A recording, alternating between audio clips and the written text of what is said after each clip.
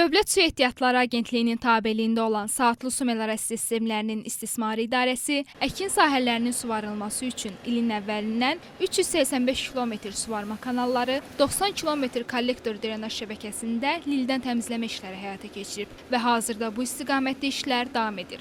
Kollektor drenaj şəbəkələrində aparılan lildən təmizləmə işləri nəticəsində şoranlaşmanın qarşısı alınır. İdarə bu il ərzində 59 min hektardan artıq suvarma şəbəkəsi ilə əhatə olunmuş sahəyə xidmət edib. Kanallar üzərində 125 hidrotexniki qurğu, 12 mexaniki və elektrik avadanlıqları təmir edilib.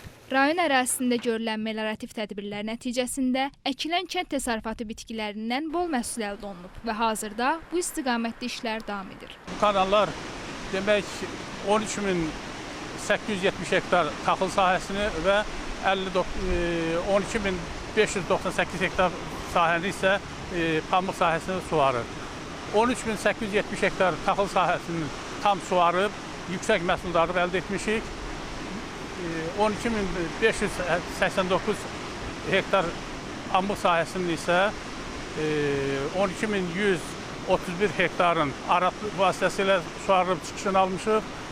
458 hektarlı isə səhv-suvar etmişik.